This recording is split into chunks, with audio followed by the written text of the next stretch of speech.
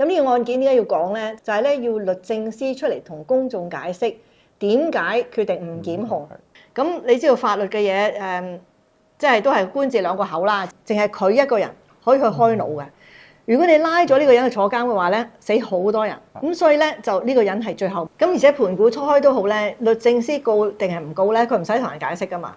你冇辦法問到佢點解嘅，即係好似陪審團點解會裁定有罪冇罪都唔得問佢嘅，唔係律政司定嘅咯。講完啦。嚇，即係咁樣咯。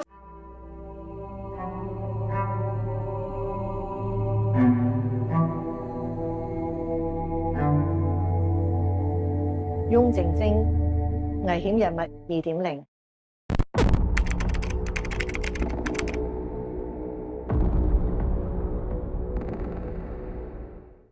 多謝大家嚟到危險人物2.0。我身邊呢一位咧 Henry Lee 李俊亨唔使多介紹啦，佢都上過我節目幾次啦。咁佢咧就曾經咧喺我負責嗰宗案件入邊咧，就幫我哋做貴金屬嘅專家證人。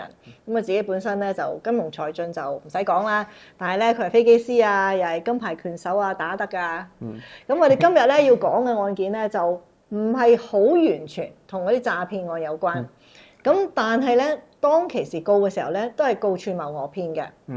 咁呢個案件點解要講咧？就係香港一個比較特別啲嘅，就係咧要律政司出嚟同公眾解釋點解決定唔檢控嚇。咁而呢個咧就係梁愛詩在位嘅時候，咁大家會簡稱呢個案件咧叫胡仙案。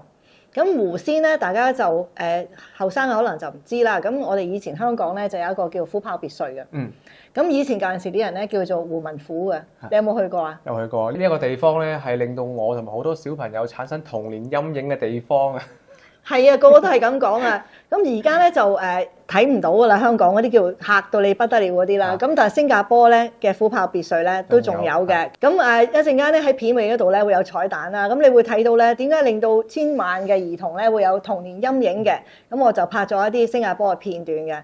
咁你記唔記得個地獄遊啊？記得。你記得幾多啊？歐利根啦，跟住啲瞓喺度啲腸逼晒出嚟啦，又好似有個吊頸啦，講大話又唔知點樣，唔孝順父母又會俾石掟死啊嗰啲咁啦。邊個帶你去啊嗰陣時？爸爸媽媽。我唔明點解當時佢哋要帶我去一個，即係當時都知好多豪宅㗎啦，個大坑嗰度，點解要帶我去呢個地方睇呢啲嘢咧？我唔明嘅嗰陣係，我覺得好恐怖嘅，真係。佢哋係用呢種方法去教育啲人民噶嘛，咁但係你而家睇翻咧，因為我哋香港人咧就係睇呢個以前叫做胡文虎嘅，喺胡文虎啊、虎豹別墅呢啲教育下邊長大咧，咁就變咗咧令到我哋做嘢嘅底線係唔同啲嘅，有啲嘢我哋係唔會做嘅，即係我哋咪為咗錢就乜嘢都做得出嘅，偷呃拐騙啊，即係去奸害人命啊，呢啲我哋唔會做啊嘛。咁而家咧碩果僅存嘅剩翻新加坡，咁啊仲係非常之完善、非常之完整嘅。咁如果你諗住係用呢啲方法去教育你嘅下一代咧，咁呢個地方都仲可以去嘅。點解會去咗新加坡嘅咧？咁樣講咧，即係如果冇記錯咧，就1937年嘅時候咧，香港咧就建立咗第一個叫做虎豹別墅嘅。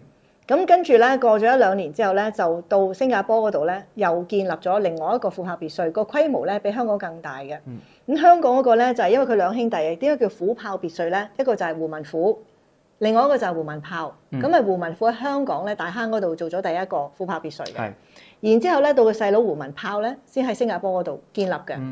咁一陣間會詳細咁講俾你聽，呢兩個虎豹別墅點解一個仲喺度，一個就消失咗咧？咁樣當時記得好似係胡文虎咧用咗5萬蚊就買咗笪地翻嚟起呢個別墅，跟住使咗當時16萬去裝修嘅。1935年。係啊，而當時嘅普通階層咧，一個月係揾百零蚊嘅啫。佢16萬去裝修一個別墅，你諗下幾勁啊！當時真係。係啊，而且呢個別墅咧，即係簡單介紹一下咧，就係佢住喺嗰度嘅，佢一家人。嗰個別墅咧就好靚啦，嗰個別墅而家仲有嘅。咁就香港咧就政府就就攞嚟做活化啦，因為賣咗俾李嘉誠集團嘅應該係。咁佢保育咗嗰個別墅嘅部分，但係咧嗰個叫萬金油花園咧，因為虎豹別墅胡家起家咧就係賣藥嘅，就賣呢個萬金油，咁所以佢有個萬金油花園。咁而家個萬金油花園咧就冇咗噶啦，因為起晒豪宅啦嘛。咁係咁樣嘅，咁而當其時咧，佢嗰個花園咧就係開放俾市民入去睇嘅，咁即係話咧你唔使收錢嘅，你可以入去行佢個花園嘅。佢就係叫你去睇呢個花園咧，就知道人性啊，我哋應該點孝順父母啊，點樣去對人好啊？如果你做壞事有咩報應啊？咁佢就係冇收錢嘅喎，俾人入去睇嘅。同埋好似係而家係活化咗，成為咗一個音樂嘅樂譜嘅花園嘅，係開俾公眾去免費去遊玩啊、影相打卡咁樣。講係咁講啦，但係其實失敗咗嘅咧，即係咁講啦，即係呢個計劃咧，即係李嘉誠收購咗之後就起咗豪宅啦，咁佢就攞嗰個別墅咧攞嚟做保育啦，咁但係話就話保育咧，做咗一段時間之後咧，又唔係好成功，因為佢呢個胡文虎當時有個胡文虎基金嘅，咁佢要保育嘅時候咧，佢就俾大家嚟競投啦，就想攞呢個地方睇下邊個可以做呢個保育嘅計劃啦，咁佢首先咧就批翻俾胡文虎基金嘅。咁佢個原因點解批翻俾佢哋咧？就話因為佢哋對個地方熟悉，就批咗俾佢哋。但係冇幾耐之後咧，個基金又冇乜錢，又運作唔到落去。嗰個音樂樂譜啊嘛，係又做得唔好。咁而家咧，我唔知道佢係咪開放啊，定係預約入去睇啊，點樣樣啦？咁一陣我哋就會詳細再講一講嘅情況係點樣樣。咁但係咧就幾可惜嘅，因為呢個係好多人嘅集體回憶嚟嘅。咁我記得嗰陣時幾年前啊，就10年前啊，好多人就收集嗰啲相片啦，即係有啲人係想做翻呢個胡文虎嘅紀念啦。咁啊叫啲人咧就提供啲相片啊，咁就攞嚟做咗個紀念冊咁樣樣嘅。咁但係點樣都好啦，即係而家胡文虎就冇咩人記得啦。但係講胡仙案咧，就仲有好多人記得喎。因為咧，當其時應該係講緊1996年開始啦，咁就到案件結束應該係1999年啦，係嘛？大概嗰個時候，咁咧就發生咗一單好大單嘅事。咁而呢一個胡文虎嘅家族咧，除咗係我哋講嘅萬金油之外咧，佢仲係做報紙嘅。咁佢哋有好多報紙嘅。嗰陣時係緬甸起家啊嘛，係咪緬甸起家？陽光。咁佢嗰時就做咗好多系列嘅報紙，全部啲報紙咧，《星洲日報》啊，星乜嘢，星島啦。咁嗰陣時就喺96年嘅時候咧，廉署咧就收到即係線報啦，就話咧原來咧呢個集團咧，尤其是佢哋嘅英文報紙虎報啦，咁就係報大咗嗰啲報紙嘅銷量。咁咧就去嗰啲廣告商去投資，即係去投入呢啲廣告，因為你嘅報紙賣得越多，代表咩咧？可以收得越貴嘅廣告費，因為越多人睇啊嘛。你去到傳達更大啊嘛，因為嗰陣時未有互聯網咁犀利噶嘛。而家你要賣廣告，你咧喺互聯網度賣啦，但係嗰陣時係靠報紙噶嘛，咁你賣得越多，你嘅廣告費咪越高咯。但係後來發現咧，原來咧佢哋每日發行嘅報紙啊，有成萬幾份啊，係銷毀咗嘅，係冇賣出街嘅，就去話俾啲廣告商聽，就話咧呢一個報紙係賣得幾咁即係幾咁好，咁於是就收廣告費。咁後來咧，咁就最撈尾咧係冇告到胡仙嘅。咁而咧告咗邊個咧？就告咗喺嗰度打工嘅3個夥計，3個都入罪嘅。而告嗰條嘅罪名咧，就係告佢哋3個串謀胡仙。咁既然你告佢串謀胡仙，點解唔告胡仙咧？點解唔告埋胡仙咧？係啦，咁於是咧就政府受到好大嘅壓力啦。咁到而家咧都仲喺度講緊，有啲人就話：喂，政府點解可以選擇性去起訴咧？咁樣，咁不如咁樣啦，即係我哋由最簡單嘅講法就係話，梁愛詩同埋政府受到好大壓力，要向公眾解釋係咪因為有錢人你唔告佢咧？係咪因為啲咩原因要唔告佢咧？咁嗰陣時，梁愛詩咧就做咗一個聲明嘅。咁而呢個咧，香港法制史上面好少律政司會行出嚟解釋點解佢唔檢控嘅。咁不如呢度你講嚟。好，喺1999年2月5號咧，梁愛詩咧就發咗一個聲明。咁啊，好多報紙啊、雜誌咧都係有刊登㗎啦。咁大家有興趣咧可以上去睇翻。咁我呢度唔會詳細講佢咁多版嘅內容㗎啦。咁啊，講下咧。點解佢唔控告胡仙啊？咁咧有2個主要嘅原因嘅。第一個就係律政司審視過晒啲資料，就覺得3個被告員工嘅證供同埋證據都夠晒料入罪㗎啦。咁但係胡仙所作嘅證供同埋周圍嘅證據咧，就發現唔夠料告佢喎。咁呢個第一個啦。咁第二個啦，就係佢認為咧控告胡仙女士咧就唔符合公眾利益。因為當時咧啱啱過咗個金融風暴啊97，咁有好多大公司咧已經係執咗笠啦。咁啊，《星島日報》咧當時亦都係財困，同埋咧同啲銀行咧已經傾緊點樣去做債務重組噶啦。梁愛詩嘅意思就係話，如果佢要告胡仙嘅話咧，胡仙入咗罪，咁可能會令到第一星島集團嗰個債務重組會有問題啦，可能甚至執笠添。咁如果執笠咧，就會累到《星島日報》嗰1900幾個員工咧，可能會面臨失業嘅危險。咁所以佢就係希望咧，就呢樣嘢就唔影響到國際社會對香港嘅信心，就唔想有更加多嘅大財團咧執笠。所以就係呢2個主要嘅原因咯。咁嗱，佢其實講得比較細啲添嘅，即係都係好長啦個聲明。咁佢入邊就講報紙個問題啦，你話公眾利益啦。咁佢就話咧，因為嗰陣時牽涉咧話多印咗啲報紙咧，即係假銷量咧就係針對虎報嘅。英文虎報啊。咁佢就話香港得2間呢啲英文報紙嘅啫。咁如果你搞到呢個2間英文報紙其中一間咁緊要嘅冇咗咧，會影響呢個國際金融地位，即係令到全世界嘅人覺得我哋即係趕住咗張報紙。咁啊，呢個就係99年嘅嗰件事咧，即係我哋都知道而家我哋都冇咗好多報紙啦。咁但係嗰陣時咧就話，如果我哋令到呢個英文報紙其中一份英文報紙2份消失咧，就會好影響啦。咁樣又有人會失業啦。咁樣咁仲有講咧，就話咧嗱，呢單嘢係99年開始告噶嘛，係告佢哋噶嘛，正式即係正式上法庭啦。咁但係佢哋話咧，1996年嘅時候咧，已經咧有廉政公署嘅人去通知胡仙咧，即係問佢咧，你加印報紙呢啲咁嘅嘢啦。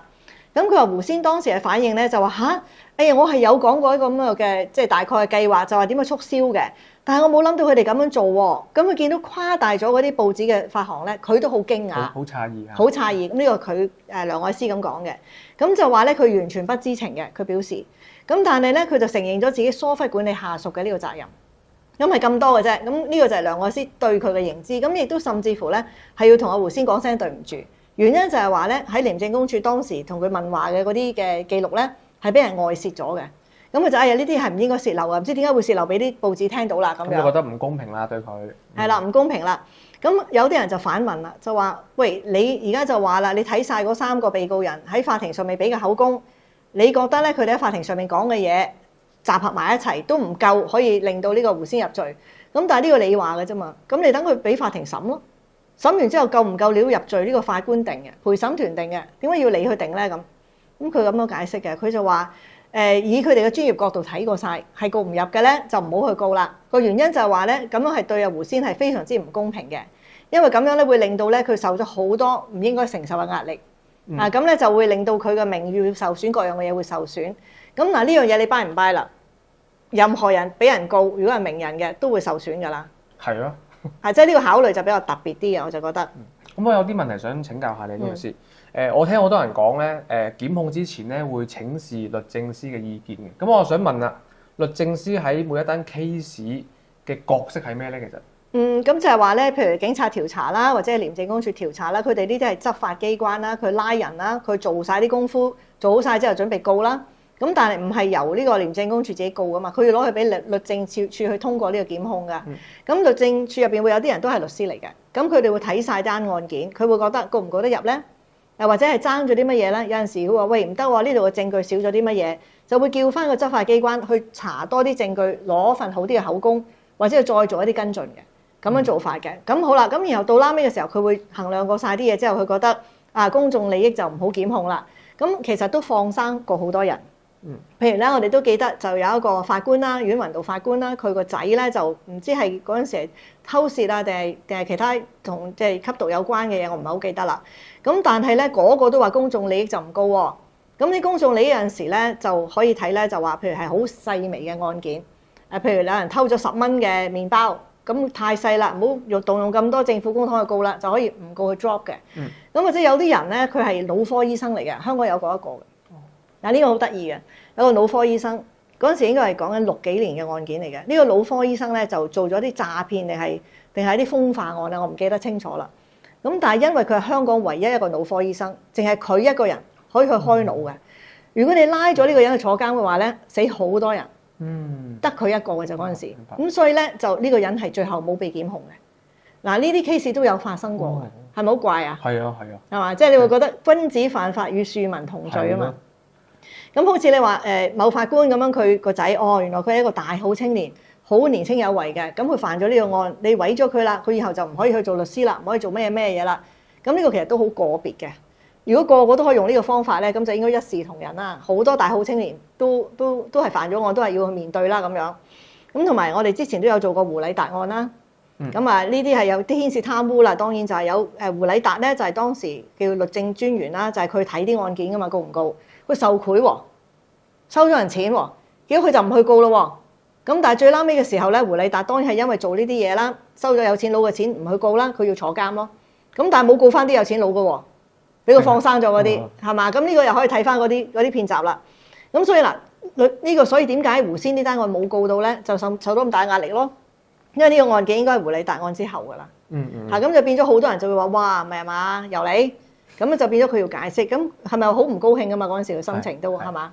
梁愛詩就話自己係好唔開心、好唔情願要發布呢個聲明，因為佢覺得自己身為一個律政司咧，佢要講一個案件裏邊嘅詳情咧，其實係對被告人或者係調查中或者上訴緊嘅嘢咧，其實係唔公平嘅，所以佢係唔希望講，但係佢都因為受到太大嘅輿論壓力啦，所以都要出呢份聲明咁樣咯。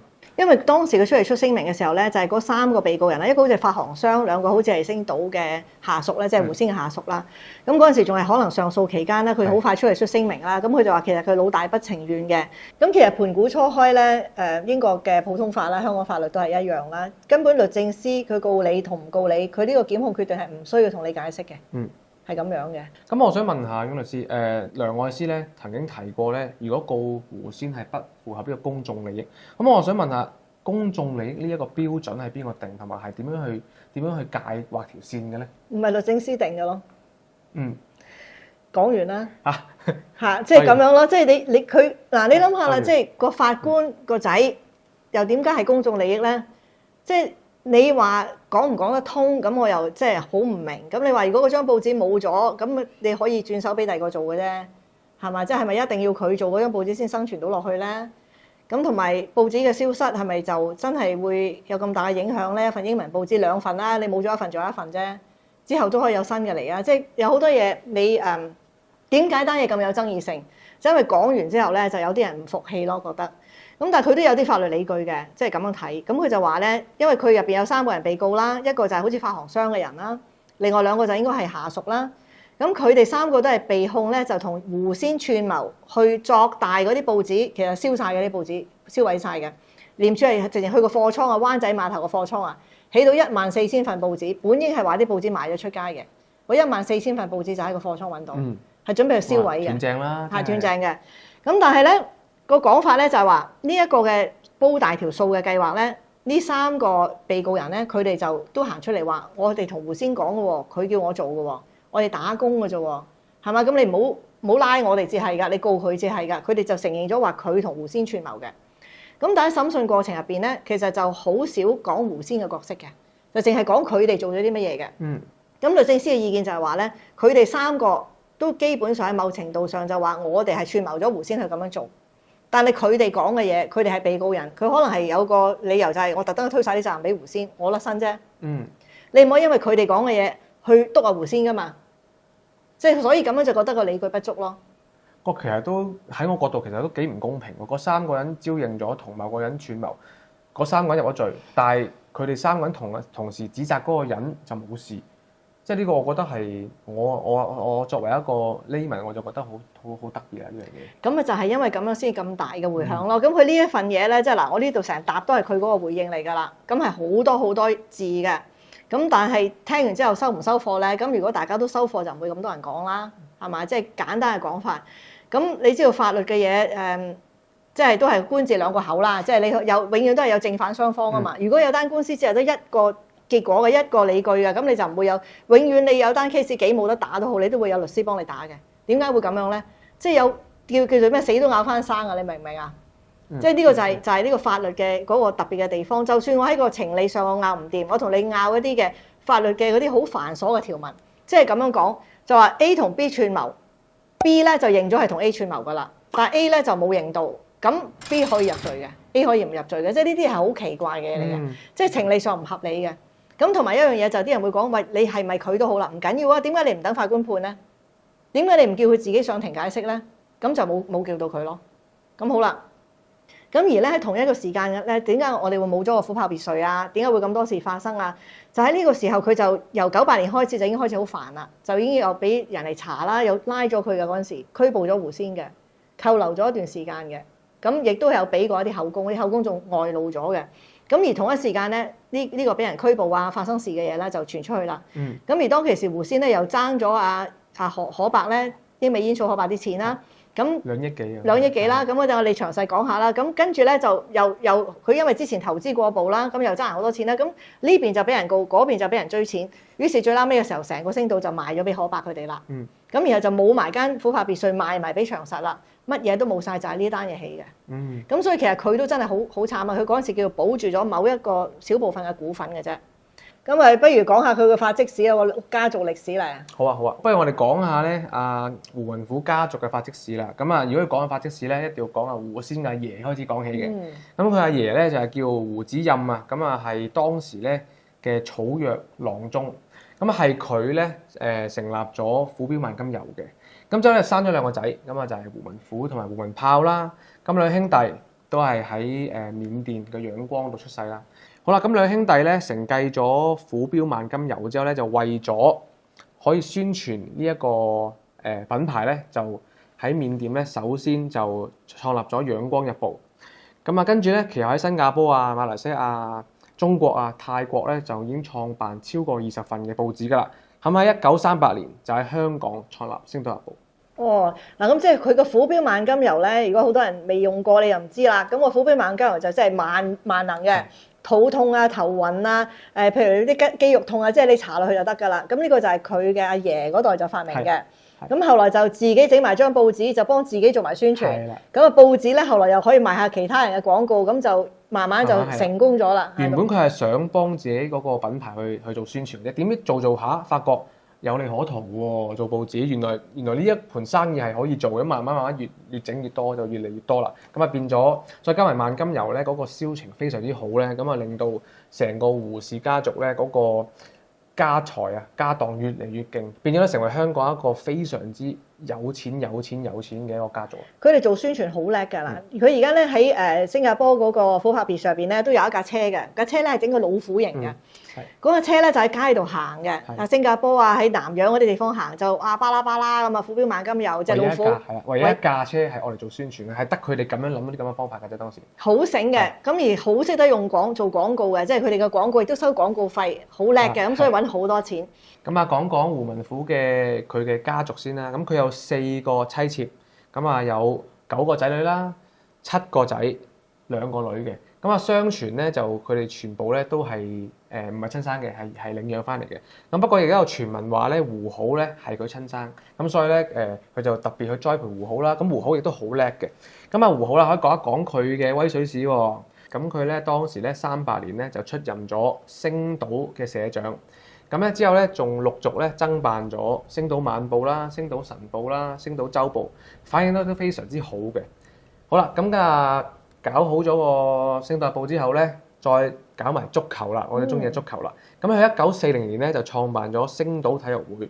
咁當時咧用佢嘅財雄勢大嘅實力咧，就喺南華咧挖咗好多星級球員過去，咁啊令到咧當時咧星島足球會咧就崛起得好快。攞咗好多獎，咁啊搞掂咗星島球會之後咧，佢再贊助埋傑志咧，咁啊令到傑志咧就攞到幾年嘅冠軍啦。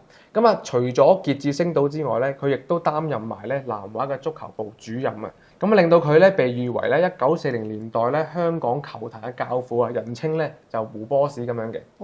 好可惜啦，胡好咁叻啦，亦都係相傳咧係胡文虎嘅親生仔啦。好可惜，佢1951年咧就搭緊個飛機去馬來西亞度嘅時候咧，就係應該喺泰國同馬來西亞嘅邊境咧撞機死咗。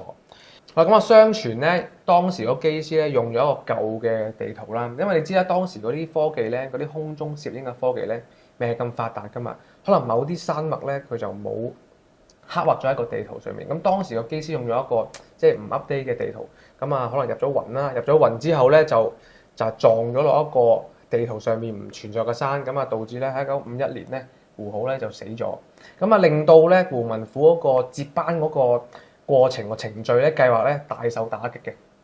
我記得嗰陣時講咧就話胡好咧係送報紙噶嘛，嗰陣時佢哋因為二戰之後啦，好多飛機啦、啲戰機啦，佢哋買咗好多嘅，買咗咧就印好咗報紙，嗰陣時應該喺緬甸你印咗之後咧就拎去馬來西亞啲地方，就第二朝早就可以買到啦嘛，咁變咗即時新聞啊嘛，咁嗰陣時就好好賣嘅，點知就係咁樣就飛機就撞死咗啦。咁但係咧講胡文虎家族咧嗰幾年都差嘅。你知唔知1949年嘅10月15日啊，香港嘅《星島日報》咧登咗全版咧，就叫廣州天亮了。咩意思咧？就攞嚟咧就慶祝咧就中華人民共和國咧就得到個政權啦，咁就叫廣州天亮了啦，就咁樣，咁好高興嘅嗰個時候。咁但係跟住落嚟咧就開始就個關係唔好啦，咁就因為呢個新政權啦，即係新中國啦，就要佢買公債、買債券，要佢買好多好多，咁個錢係好大好大嘅，咁佢哋冇認購晒所有嘅。咁就惹起咗政權嘅不滿啦，咁就定性為漢奸啦。咁嗰陣時佢哋有一個叫做《星湖日報》啊，上海啊、福建啊都有佢哋啲報紙啊。咁跟住就全部充公停刊咯。咁喺嗰個之後咧，咁胡文虎家族咧就傾向去同台灣嗰邊嘅關係就比較好啲啦。咁就應該係切斷咗嗰個大陸方面啦。咁佢哋嗰啲報紙喺嗰度就全部都冇晒啦。咁呢個就係49年到51年嘅佢哋個家道咧，其實都出現咗好多唔好嘅事嘅，即係個仔又胡好又死咗啦。咁佢本來諗住迎嚟新中國啦，咁結果佢亦都唔會喺呢一次嘅政局或者個政權嘅即係變更入邊啦。咁佢係攞到任何好處，咁反而係冇晒所有中國內地啲報紙嘅。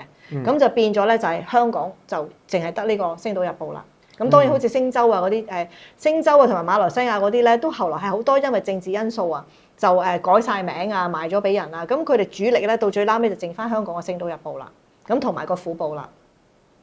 咁啊之後咧，胡文虎咧其實佢都唔係話好長命嘅啫喎。佢1954年咧就喺檀香山咧就身體唔好，咁啊突然之間咧急病咧就過咗身。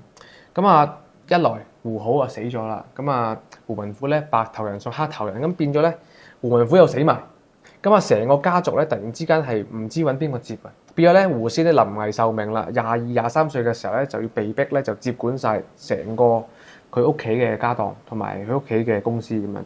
但係胡仙都好叻㗎，佢接咗之後，雖然佢細個啦，即係嗰陣時後生啦，但係佢好識得做廣告。佢發現咗原來做廣告先係最大嘅收入。咁嗰陣時咧就開始就推廣佢嘅廣告業務，後來就令到呢個星島最大嘅收益就係嚟自廣告啊！嗰陣時我記得啦，佢哋每一年嘅收益高嘅時候成4億幾㗎，好多錢嘅。佢係叻到不得了嘅。嗰時好好地做報紙，好好地做廣告係得嘅。咁但係跟住落嚟咧就地產害咗佢。好，咁啊未講佢炒樓投機之前咧，就要講下佢點樣令《星島日報》咧崛起啦。咁佢承繼咗《星島日報》之後咧，佢就發覺其實《星島日報》咧唔應該淨係亞洲地區同埋香港咧有嘅喎。咁佢就再創立埋咧華人嘅《星島日報》，就喺美國啊、澳洲啊、加拿大咧都有得睇嘅。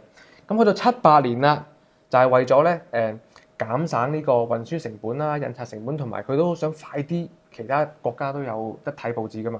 就喺78年引入咗人造衛星技術，將香港嘅報導內容咧即時傳去外國，咁啊變咗咧外國嘅華僑咧都即時咧可以睇到《星島日報》嘅內容啦。嗰個做法咧，即係話以前係嗰份報紙印咗攞份報紙過去嘛，而家就用衛星過去嗰邊印，咁就喺嗰邊美加嗰度自己印啦，咁就可以慳好多成本啦。聰明喎！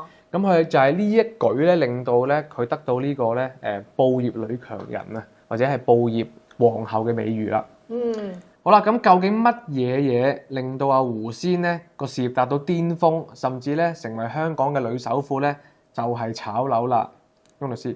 好啦，咁當時咧佢喺85年咧就同一個紐西蘭嘅財團咧合作，用6億幾咧就買入廣東道個太陽廣場嘅地皮就炒樓。唔夠一年咧就賣咗俾一個日籍嘅華僑孫中利，咁賣咗8億幾，咁即刻咧就賺咗2億幾啦。咁佢同個財團對分啦，佢自己一個咧都收咗成億幾。咁佢就覺得哇啲錢揾得好快啦，所以咧令到佢繼續用《星島日報》嘅名義咧去繼續炒樓。去到89年啦，佢就其實做咗好多個炒賣嘅，中間咧係贏咗3億幾嘅，即係加埋由85年去到89年中間咧，佢賺咗4億幾嘅炒樓啫。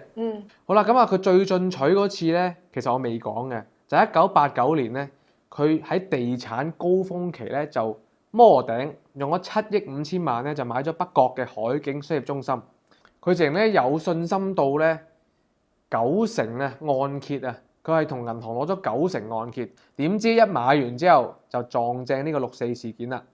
好啦，之後咧佢繼續去大肆擴軍去地產市場啦。今次咧就唔喺香港啦，喺紐約啊、澳洲啊、加拿大咧就買咗近20個物業。哇！係啦，但係可惜咧當時咧因為歐美咧經濟不景啊，個地產暴跌，令到咧星島集團去到91年咧就銀行負債嗰個幾多錢？嗰個15億幾，唔係話係爭咗15億幾，咁被逼咧有債務重組啦。咁咧好彩咧，佢就問咗可伯借咗5億幾，就去渡過難關。可伯係咪真係英美煙草何處過掛爺啊？係何英傑係啦。咁咧聽講咧當時好似話借錢咧，可伯咧係唔使胡仙咧寫借據嘅，就咁就借俾佢啦。呢細叔伯啊嘛，同佢爸爸識噶嘛。咁啊，跟住後來就慢慢就唔多好咯喎，因為你到後來91年嘅時候，佢哋已經負債啦嘛，星島，咁就要還錢啦，啲人過嚟逼還錢啦，咁嗰陣時就要開始賣嘢啦。嗰陣時係咪要賣星島個股權出去啦？佢傳聞啊，佢個人負債啊，淨係佢胡仙本人咧都15億啊，其實自己一個係啊，咁咧就爭阿可伯同埋銀行成個家族咧7億幾，咁被逼要賣星島啲股票啦，咁咧就係咁嘅件事咧，佢就唔係賣俾可伯先嘅喎，佢賣俾第二個。咁引阿可伯咧就不滿啦，佢話：喂，你而家爭我錢喎，點解你唔係賣股票俾我嘅？你賣俾第二個，你爭我錢，你賣俾我啊嘛！咁最尾咧，阿可伯咧就入紙要清佢盤，要清阿胡仙盤。係啦，我記得啦，係破產官司呢單嘢咧喺法庭嗰度都睇到嘅，即係佢係話要還錢，佢冇辦法還，咁於是咧就去申請佢破產啊。即係細叔伯申請佢破產呢個好大件事啦。咁嗰陣時係報紙都賣得好犀利，咁所以喺嗰陣時佢就冇辦法啦，佢就要賣晒啲嘢咯喎。其實咧，阿胡仙咧，佢係錯過咗一啲高位可以放《星島日報》股權嘅機會嘅。佢當時咧93年咧，佢可以用5蚊咧去買股權，但係咧佢就冇買到，因為佢覺得自己贏咗好多錢嘛，就心紅啦。咁去到俾阿可伯入稟嘅時候咧，佢就被逼咧要用過一就賤賣咗《星島日報》啲股權俾阿可伯，兼且咧有個 condition 嘅，就係要佢退埋《星島日報》嘅主席。咁成件事咧就平息咗，咁可伯就唔再入稟要佢清盤啦，就係咁樣咯。咁但係佢還晒啲錢都唔夠啊！嗰陣時就係1億銀咋，99年嘅時候1億銀就將嗰個琥珀別墅都賣埋俾長江啊！呢個好傷啊！呢個1億銀咋，你諗下嗰度幾大幾犀利幾靚啊！咁又係一個賤賣，咁當然錢就還咗啦。咁但係就真係呢一件事就令到真係家道中落啦。咁你唔好唔記得喎，99年即係佢呢個98年啊、99年啊呢啲時間咧，仲俾廉政公署查緊。佢仲有3個伙計或者一個係前發行商有2個伙計仲係喺法庭嗰度掙扎緊。咁告唔告埋佢都唔知噶嘛。係嘛？咁即係見腹背受敵啊！喺呢邊係嚟追你錢，要賣嘢啦。嗰邊咧就唔知要唔要坐監啦。咁嗰陣時真係陰公啊！真乜嘢都冇晒就係咁樣嘅，即係成件事嘅倒閉就係咁樣嘅。咁而至於呢3個被告人啦，即係一個發行嘅，2個咧就係嗰個僱員啦。咁我哋咧就不如咧就都幾攰啊！我哋咧就簡單咁樣就講一講俾啲觀眾睇一睇單案係點樣。星島集團旗下英文虎報被控虛報發行量，以詐騙廣告客戶。廉政公署咧拘捕3名時任同埋前任嘅高級行政人員，3人咧就被控9項串謀詐騙同埋造假賬嘅罪名。案中嘅串謀者包括星島集團主席胡仙之外，仲有虎報嘅前發行部總監羅浩然。串謀者羅浩然更加以特赦證人嘅身份出庭指證3名被告嘅。證據顯示咧，3個人都係有份串謀胡仙犯案嘅。胡仙佢被指咧喺會議裏邊咧係知情同埋批准成立一間空殼公司，仲簽署埋相關嘅文件嘅。控罪指虎報嘅督數計劃每日係將銷量誇大1萬至2萬份。1999年1月，3名被告罪名成立，判處蘇淑華入獄6個月，其餘2個人各入獄4個月。律政司司長梁愛詩最終決定唔檢控胡仙，就呢個決定俾咗2大理據嘅。第一點就係證據不足，雖然有環境證供顯示胡仙可能知情，但係缺乏佢直接參與串謀嘅確鑿法律證據。第二點就係公眾嘅利益啦。梁愛詩考慮到起訴咗作為集團主席嘅胡仙，可能會導致星島集團倒閉，造成2000名員工嘅失業，會對社會經濟造成影響。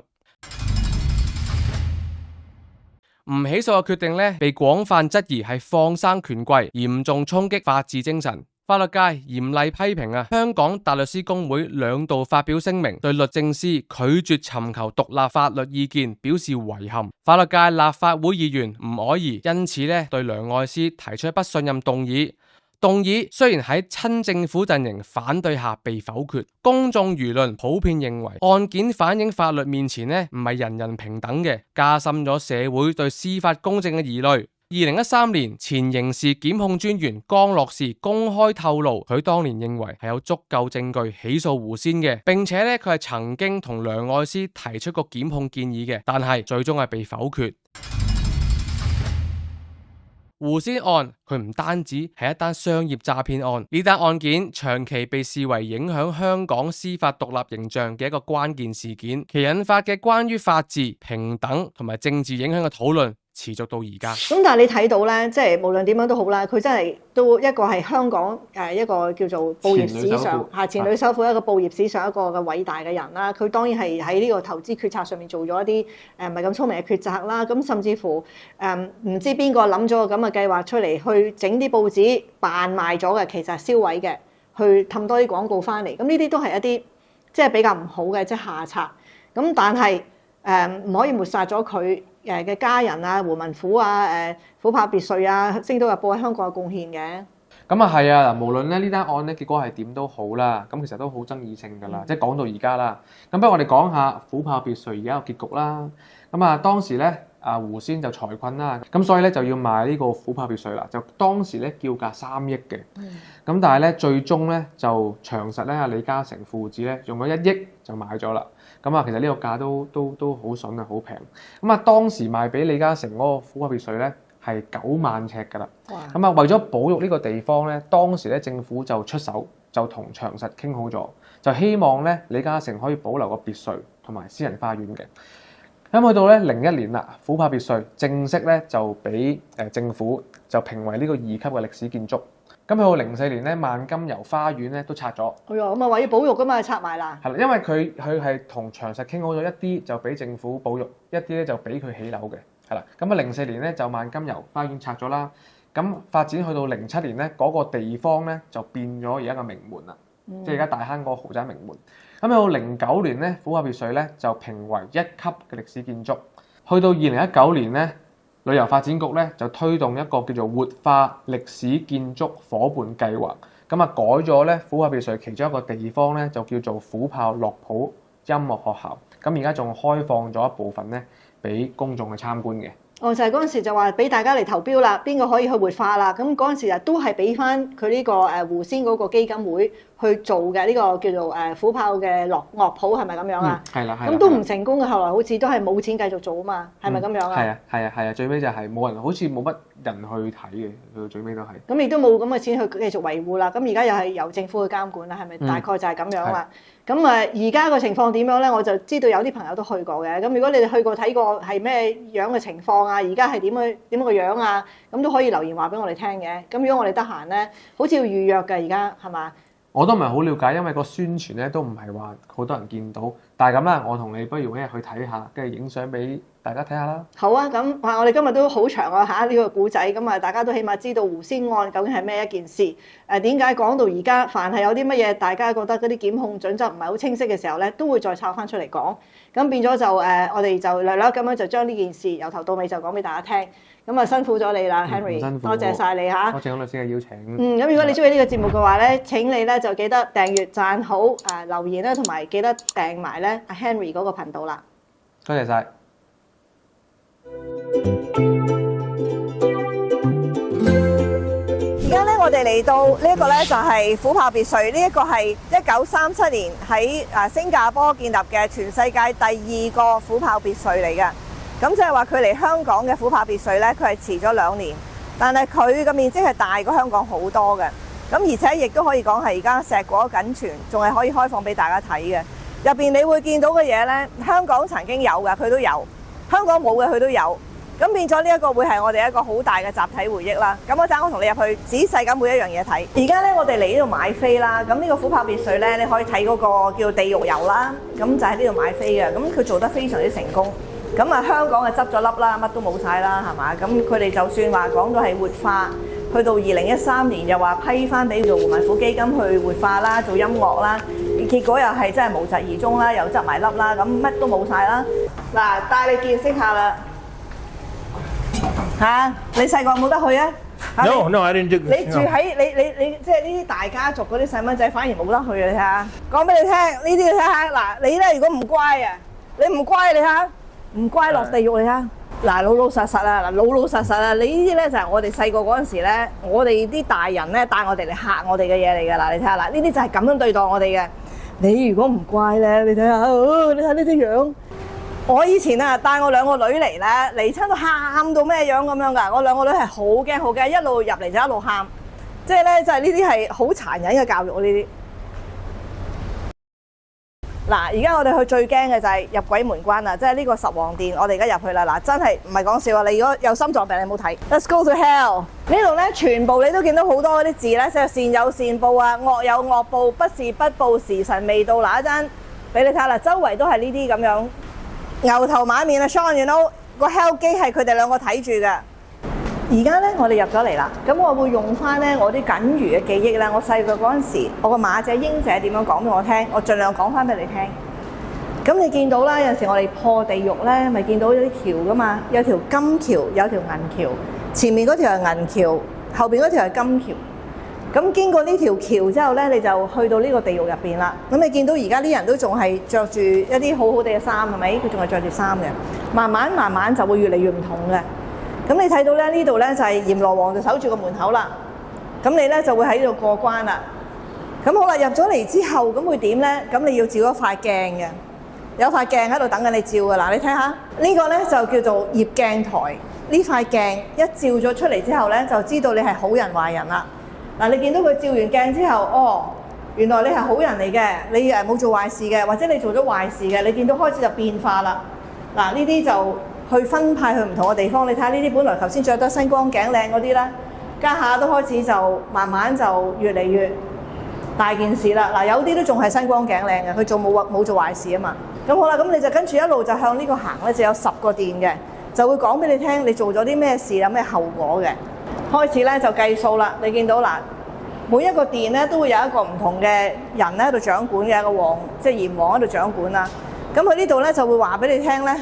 即係如果你有讀過地藏經咧，你會見到有糞便地獄啊，有寒冰地獄啊，噴火地獄、燒腳地獄、燒手地獄，嗰啲地獄咧就喺呢度好多啦。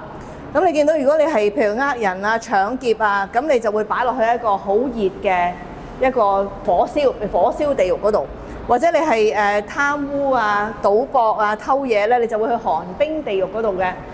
咁呢度有話咧，如果係做娼妓嘅話咧，就會去咗一個血嘅地獄入邊嘅，全部都係血嘅。咁你睇下呢度入邊啲人物咧，個樣咧就好得人驚噶啦。嗱，你睇下呢個咧就係寒冰地獄啦。地藏菩薩本願經入邊有啦。咁你頭先睇到嗰個火嘅地獄啦。咁好啦，呢度咧就有赤燒銅柱使罪人抱，即係呢一段咧就係喺地藏經入邊有講咧。就係有一條柱咧係燒到好熱嘅，咁跟住咧就使罪人抱，就要佢去嗰個柱嗰度。你見到下邊呢度有火啦，咁呢個銅柱啦，咁就呢啲罪人咧就會去揦埋去嗰個銅柱嗰度咧，就係你可以想像到嗰種痛苦啦。咁嗱，呢啲咧就係白石耕泥抽腸過肚啊，即係全部咧將你嗰啲脷又掹出嚟啊，將你個剖腹啊，你見到呢啲即係畫公仔畫出腸嘅，就係呢啲啦。你睇下嗱，佢真係劏佢。呢啲其實全部都係好似地藏經入邊所講嘅。嗱，呢邊咧就枉死城，咁就成日話咧，就如果你啲朋友飲咗酒咧，千祈唔好坐佢架車啊，坐人哋嘅車，咁咪就俾人哋撞死咗，咁就入呢個枉死城，就話要擔煤炭嘅咁講。咁呢啲就枉死城入邊啦。咁嗱，呢啲咧就係做咗好多壞事嘅，譬如奸淫擄掠啊嗰啲咧，就係咧會用一啲石頭俾佢掟啦。嗱，你睇呢個真係陰公啊！呢個你睇下擺咗喺嗰度，好似舂米咁樣，有刺嘅咁喺度舂佢，做咗壞事唔孝順啦，最主要都係唔孝順啦。唔孝順咧，佢就會咁樣對付你啦。咁呢啲擺到明就肯定係你爸爸媽媽最中意你睇嘅嘢啦，係嘛？你唔孝順會咁嘅，咁驚唔驚？佢全部有講埋俾你聽咧，就係嗱，佢呢度話門稅啊，門稅都要俾石掟啊！即係唔孝順啦，呢度又有啦。咁嗱，你睇見呢個比較特別嘅呢個思親台，咁係乜嘢咧？就話有啲人咧就想，究竟我個親人去咗邊度啊？有人問米啊，有人扶乩啊，做好多嘢啦。咁嗰對眼咧就喺呢個地方度望咧，就望到你嘅親人喺咩地方啦。咁呢啲係生人嚟嘅，託人問啦。咁呢度呢啲咧都係咧各式各樣啦，偷錢啦就收高利貸啊。咁你見到全部都係呢啲叫做成個山都係刀山。你有冇聽過上刀山落油鑊咧？